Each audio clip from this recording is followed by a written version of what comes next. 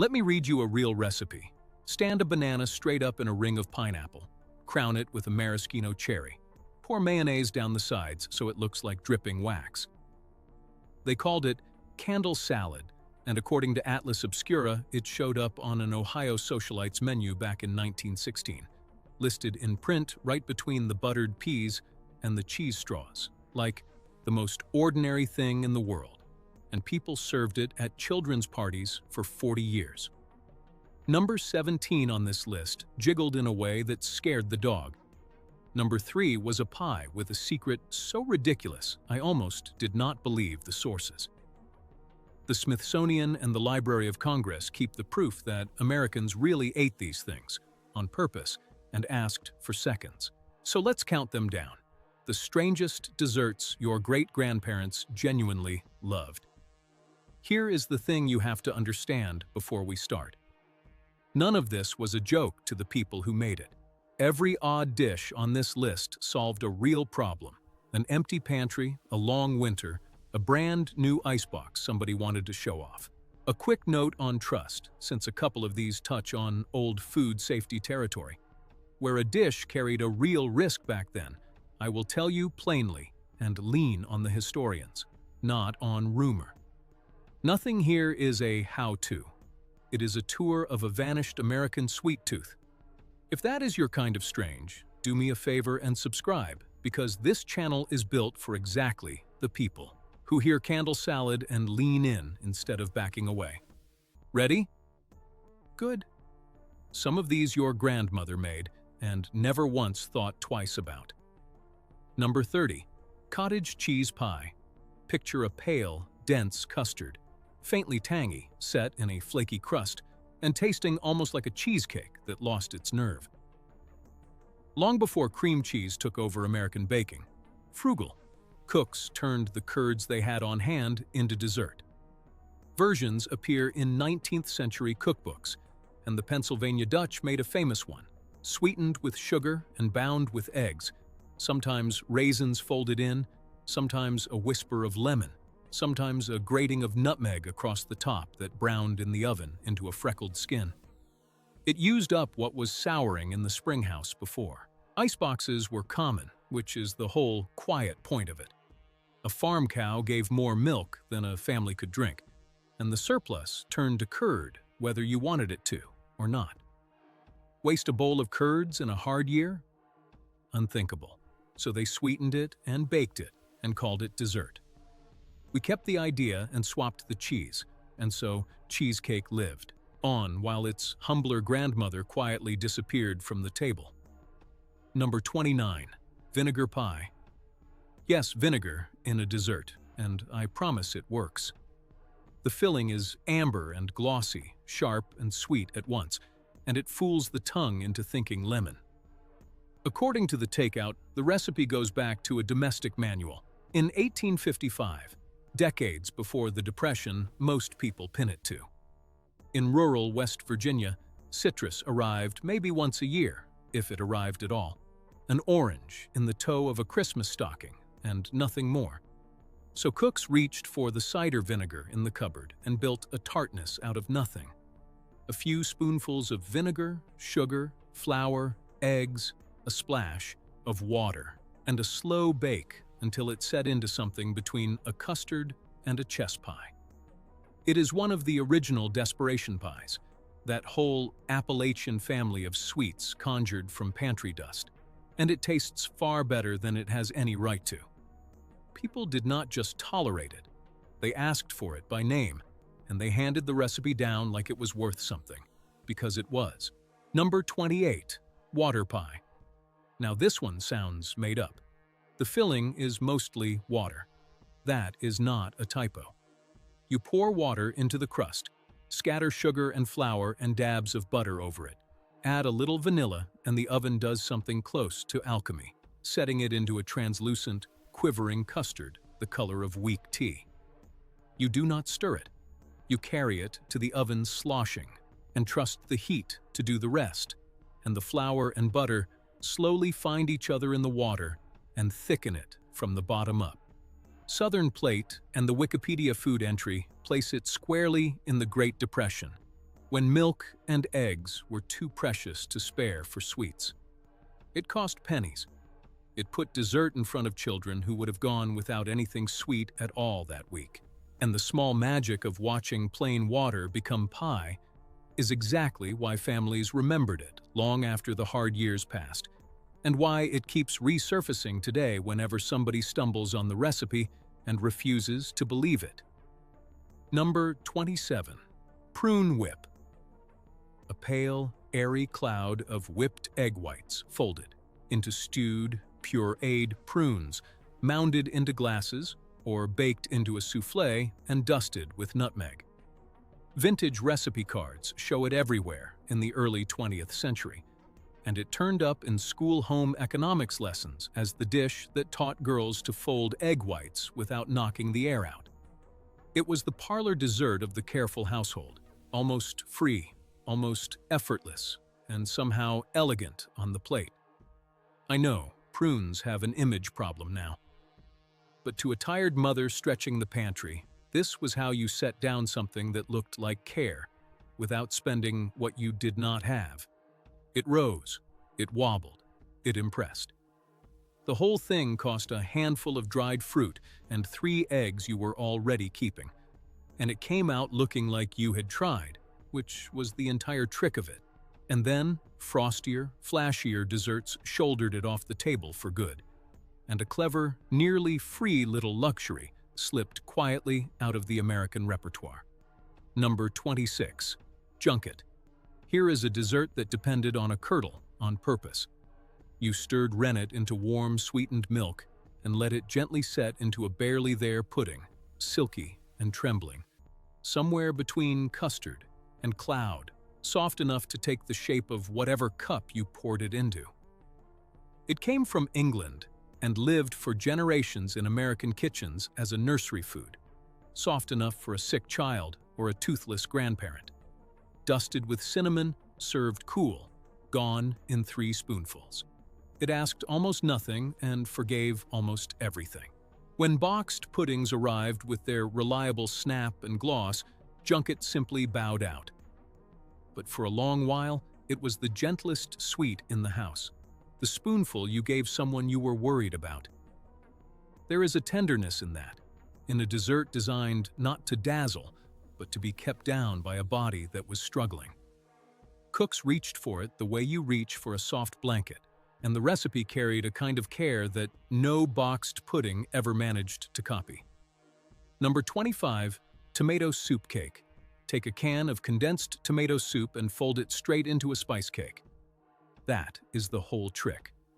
Atlas Obscura and Campbell's Own Company records date the earliest printed version to around 1922, when it began turning up in community cookbooks, and home cooks were making it for years before Campbell's test kitchens developed their own recipe in 1940.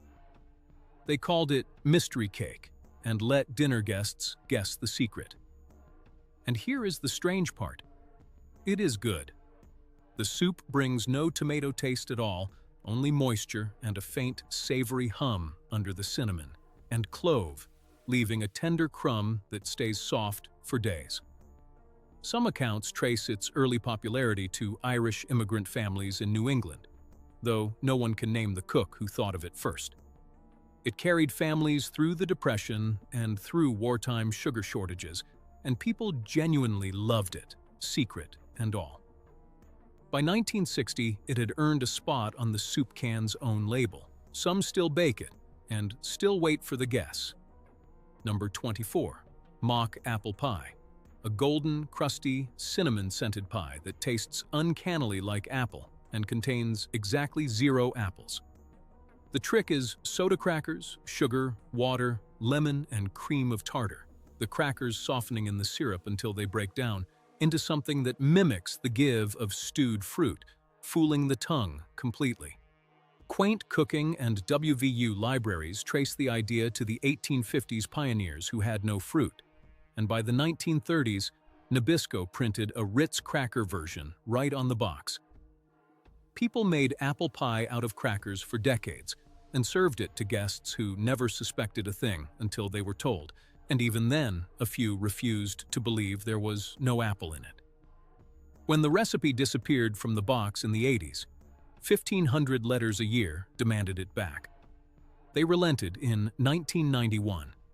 That is devotion to a delicious lie. Number 23. Candle salad, the one I opened with. A ring of canned pineapple on a lettuce leaf, a peeled banana standing straight. Up in the hole, a cherry on top, and mayonnaise or whipped cream poured down to mimic dripping wax. Atlas Obscura and the Food Timeline trace it to that 1916 Ohio menu. And through the 1920s, the Hawaiian Pineapple Company, the outfit that became Dole, pushed canned pineapple hard, and the salad rose right along with it. It stayed popular through the 1950s, when it landed in children's cookbooks.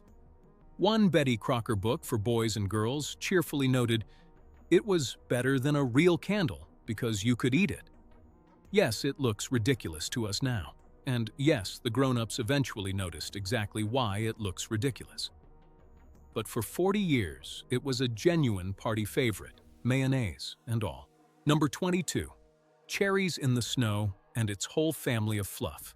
A bowl of whipped topping and cream cheese, folded with cherry pie filling and sometimes marshmallows, cold and pink, and barely a recipe at all.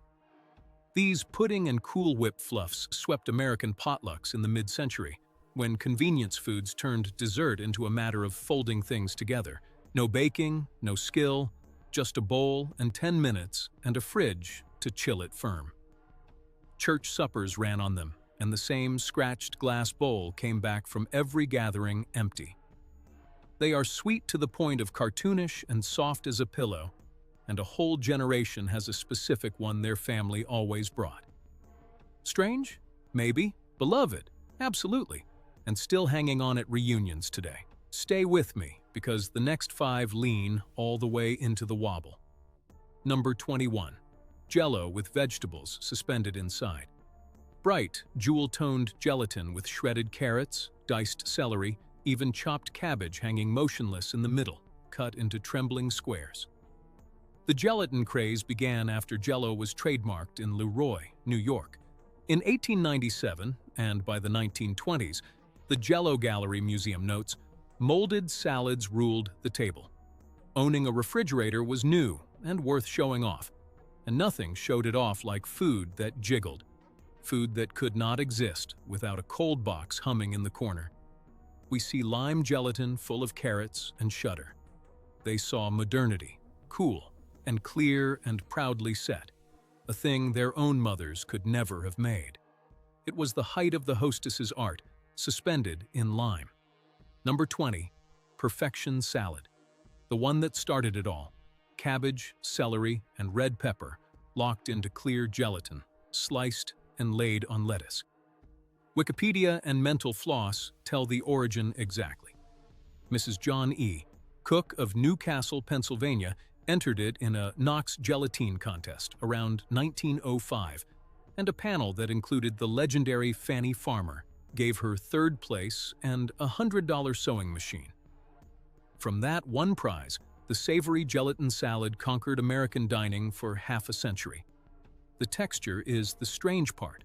Crunch suspended in jiggle, vegetables trapped in mid-air like bugs in amber, every bite both crisp and quivering at once.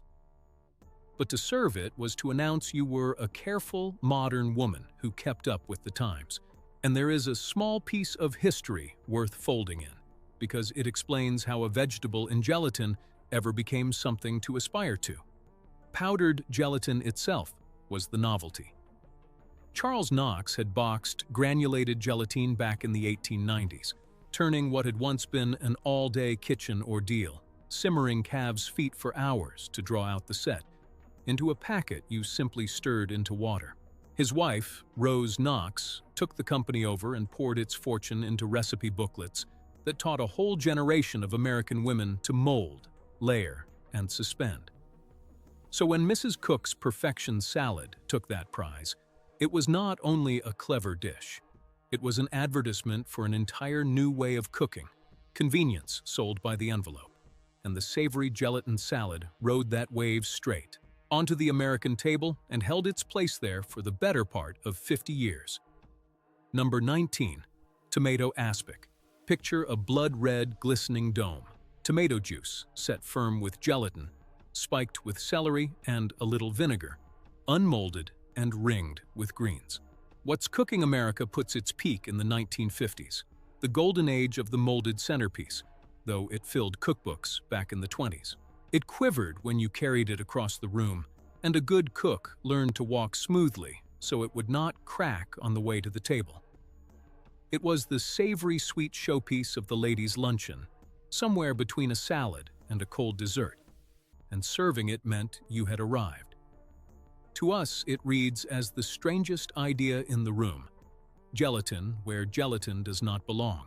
To them, it was the centerpiece everyone complimented, and a few even copied. Number 18. Frog eye salad. Do not worry, no frogs. Tiny acini di pepe pasta, those little round pearls, folded with crushed pineapple, mandarin oranges, marshmallows, and whipped topping into a sweet, cold, faintly squeaky dessert salad. It became a potluck and reunion fixture across the Midwest, and the Mormon West in the mid-20th century, where it earned its frog spawn nickname from the look of the pasta in all that fluff.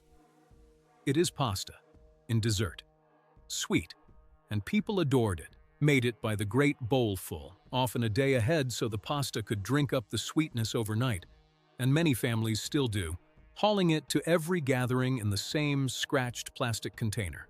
It is one of those dishes that sounds like a dare and tastes like childhood. Number 17. Lime jello with cottage cheese and the whole green fluff dynasty. This is the one that jiggled in a way that scared the dog. Lime gelatin folded with cottage cheese, crushed pineapple, sometimes nuts, sometimes mini marshmallows, set into a pale green, lumpy, trembling mass. It was a luncheon and holiday staple from the 1950s on, when a congealed salad meant you were a serious hostess. The texture is a genuine event, smooth and curdy and wobbly all at once, 3 sensations fighting in one spoonful. People had strong feelings, and a surprising number of them were love. Grandmothers brought it to every gathering, and somebody at the table always asked for the recipe. Number 16. Ribbon salad. Now layer the madness. 3 or 4 bands of differently colored gelatin, each set firm before the next is poured.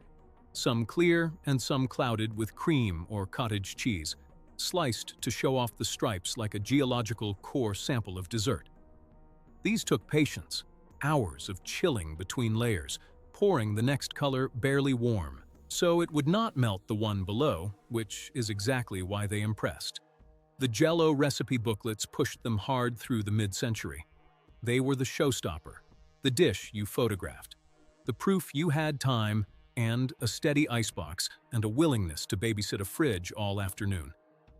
Strange to our eyes, sure, but a perfect ribbon salad was a small triumph, and the cook who carried one in knew it, and let you know it, too. Here is where the story turns a little, so stay close. Up to now, the strangeness has been about thrift and about showing off the new refrigerator. Funny ingredients, funny textures, but innocent enough. The dishes coming next get stranger in a deeper way, because some of them reach back to when the kitchen itself was a riskier place.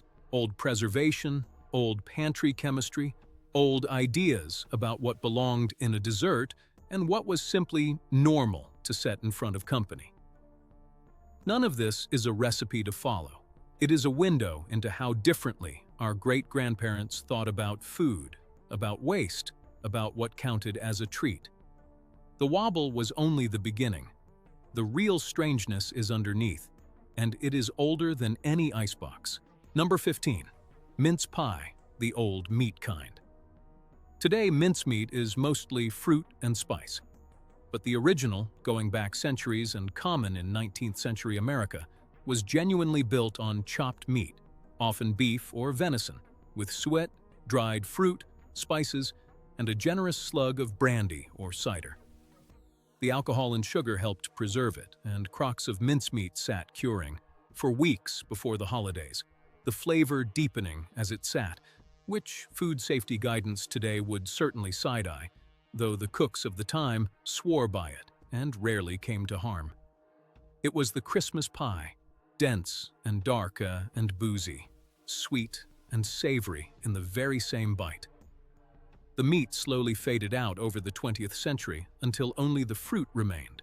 But your great-great-grandmother's Christmas pie had beef in it, and she thought that was perfectly delicious. Number 14. Suet pudding. Speaking of suet, here's a whole dessert built on it. Beef fat, grated fine, folded with flour, molasses, spices, and dried fruit, then tied in a cloth and steamed for hours into a dense, dark, glistening pudding. It came straight from English tradition and anchored the American holiday table well into the 20th century. The fat made it rich and kept it moist for days, which mattered when a holiday dessert had to last, and the long steam filled the whole house with the smell of clove and molasses until the windows fogged. Served warm with a sweet, hard sauce, it was the grand finale of Christmas dinner. The idea of beef fat as the heart of a dessert stops the modern cook cold. But for our ancestors, suet pudding was the very definition of holiday luxury. Number 13. Vinegar candy. Back to vinegar, this time as candy. You boiled sugar and vinegar and butter to the hard crack stage, hissing and amber, then poured it out to cool and pulled it by hand into glossy, brittle ribbons shot through with air. 19th century community cookbooks are full of it, and the pulling was a social event. Young people gathered in a winter kitchen, hands greased with butter, stretching hot candy and quietly courting over it. The vinegar gave it a tang under the sweetness, sharp and bright. A little surprise on the tongue that kept it from being merely sweet. It vanished along with the parlor gatherings that gave it a reason to exist. But for a generation, vinegar candy was Saturday night. Number 12. Molasses taffy and the taffy pull. Its sweeter cousin and the same beloved ritual. Molasses boiled dark and thick, poured onto a buttered slab, then pulled and folded between two pairs of greased hands until it lightened to a glossy tan and filled with air, snapping clean when it cooled. The Library of Congress and old community cookbooks document taffy pulls as a fixture of 19th century social life, especially among the young, who needed a respectable reason to hold hands across a sticky rope of candy. The candy was almost beside the point. The gathering was the dessert. Both the taffy and the pull have nearly vanished, and with them, a whole way of spending a cold evening together over something sweet and sticky and shared. Number 11. Charlotte Russe, the penny version. Ladyfingers ringing a cup, filled with whipped cream and custard set soft with gelatin. Clique Americana traces it to 18th century France, named by most accounts for Queen Charlotte. The grand version was a Gilded Age showpiece, served on the best china. But the strange and lovely twist is the street version, sold in early 20th century New York from pushcarts, in a little cardboard cup with a cardboard bottom you pushed up from below to eat the last of the cream. Children spent their pennies on it on the walk home, from school, eating the whipped cream first and saving the cake-soaked bottom for last. A royal dessert and a sidewalk treat. The same name, two different worlds. Both are gone now, the pushcart cup most mourned of all. We are into the final 10, and the next micro-surprise is a good one, so keep going. Number 10. Snow pudding with boiled custard. A soft white mound of lemon gelatin whipped with egg whites until it turned to glossy foam, set quivering on a plate with a pale boiled custard sauce poured around it. Fanny Farmer put a version in her 1896 Boston Cooking School cookbook. Light, cold, a little tart, it was the genteel finish to a modest dinner, elegance a thrifty household could actually manage. The strangeness now is mostly in the labor, the arm whipping before electric mixers, the egg whites folded into gelatin by hand until your wrist ached and the foam stood in stiff peaks. We lost it to convenience, to the electric mixer and the pudding box that promised the same thing in a fraction of the time. But it was the dessert that made an ordinary Tuesday supper feel like an occasion, a cool white cloud at the end of a plain meal, and a cook who could turn it out without a recipe was quietly admired for it. Number 9. Floating Island. Now picture the showmanship. Soft poached meringues, pale clouds, floating on a sea of thin vanilla custard, sometimes threaded with spun caramel. It came from France and graced fine American tables through the 19th century and into the 20th. The drama was the point. Dessert that looked like weather, islands adrift on a custard sea. It demanded a gentle hand, meringues that could collapse if you breathed wrong, custard that could curdle in an instant over too high heat, the cook hovering at the stove and stirring without pause. It faded as kitchens sped up and patience ran short. But on the right table, Floating Island was the most poetic thing the old cookbooks ever produced. Number 8. Blancmange, a trembling, milk-white pudding set with gelatin, or, in the oldest versions, with cornstarch or even seaweed-derived carrageenan, faintly almond-scented, unmolded into a quivering dome. It is one of the oldest desserts in the European and American repertoire, in cookbooks for centuries. Coastal New England made a version called sea moss pudding or Irish moss pudding, set with carrageen seaweed gathered right off the rocks at low tide and rinsed clean of sand and grit, then simmered in milk until it gave up its thickening and strained away. A pudding thickened with seaweed sounds like a stunt today.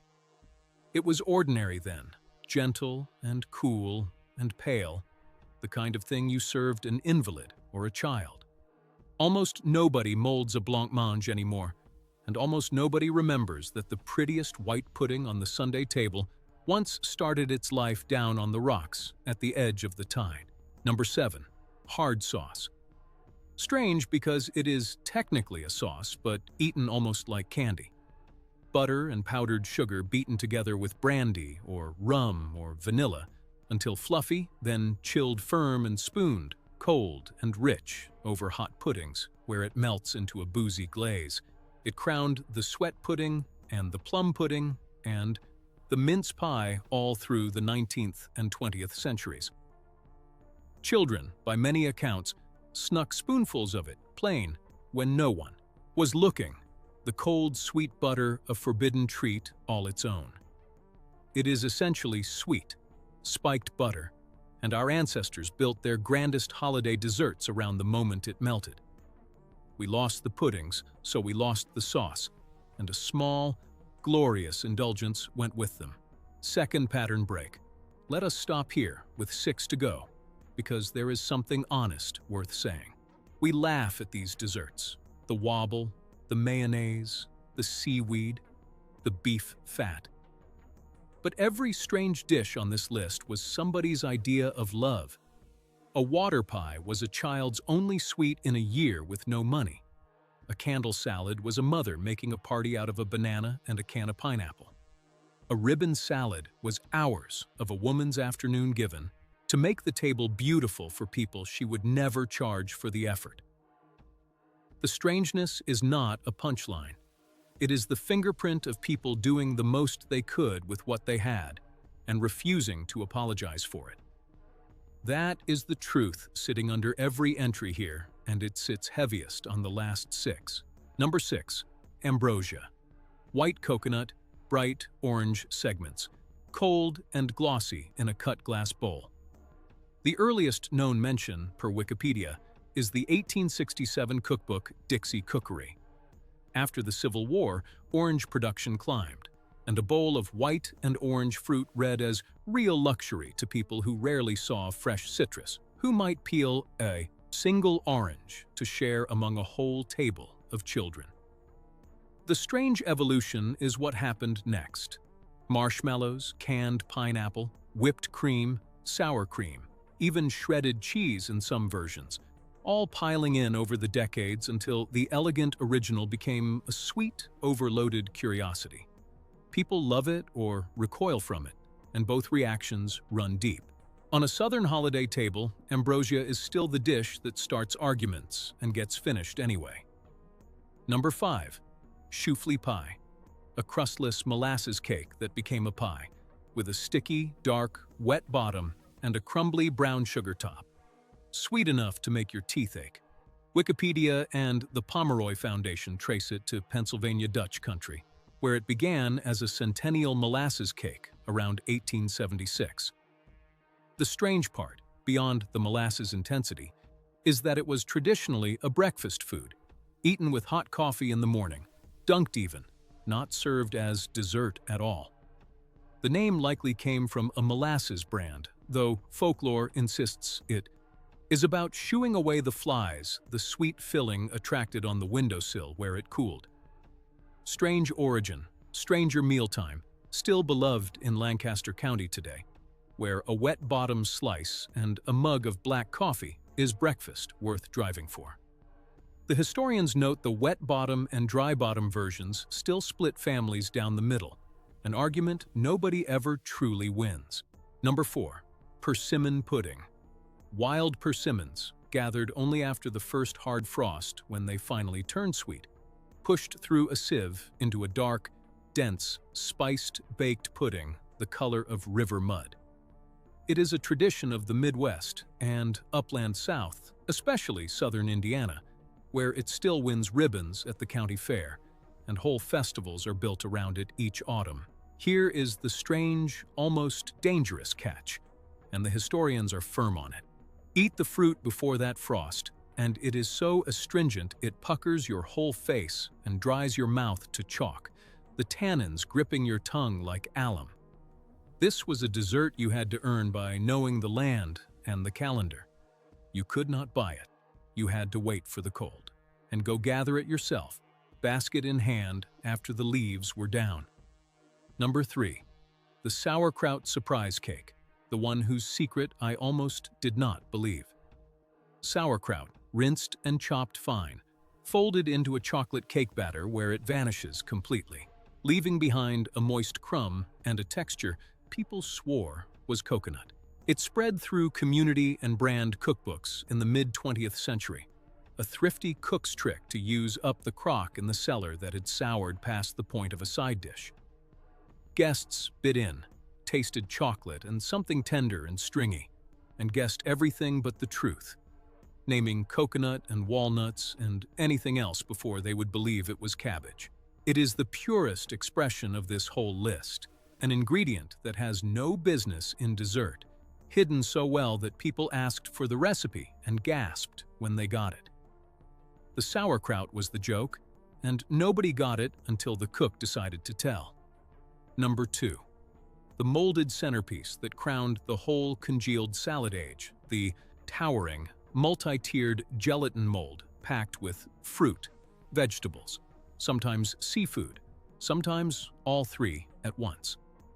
The Jell-O recipe books of the mid-century are full of them. Glistening architecture you unmolded with held breath, dipping the mold in warm water just long enough to loosen it and praying it would slide free and hold its shape, the whole table watching. It was the proudest thing a hostess could set down, food as sculpture, suspended and shimmering and faintly absurd. We look back and wince. But for a generation, that quivering tower was the height of taste, the dish that said, you had a refrigerator, a recipe booklet, and the nerve to attempt the impossible. And it usually held, and when it did, she had won the afternoon. And number 1, the mock everything pie, the desperation pie itself, taken as a whole. Mock apple from crackers, vinegar standing in for lemon, water becoming custard, tomato soup hiding in a spice cake, sauerkraut passing for coconut. This is the strangest and the most American thing on the entire list, the deep, stubborn refusal to let an empty pantry mean no dessert. Our great-grandparents looked at a cupboard with nothing sweet in it and decided that nothing was not an answer. So they faked the apples. They faked the lemons. They made pie out of water and cake out of soup, and they served it with a straight face and real pride. That is not a punchline. That is genius wearing an apron, and it is the truest reason any of these strange desserts deserve to be remembered, and the reason I cannot quite bring myself to laugh at a single one. So let me read you that recipe one more time. A banana standing up in a pineapple ring, a cherry on top, mayonnaise running down like wax, candle salad. We laugh, and we should, a little. But every dish we counted down tonight was somebody making the best they could out of exactly what they had, and doing it with imagination and nerve and love. They were not strange to the people who ate them. They were normal and clever, and sometimes the only sweet thing in a hard week. What we lost was not good taste. What we lost was the willingness to make pie out of nothing and serve it proudly. Tell me in the comments which of these your family actually made, and which one you would secretly be brave enough to try. And if somebody you know still defends one of these, to the death, you already know exactly who it is. So share this with them and let them tell you the whole story.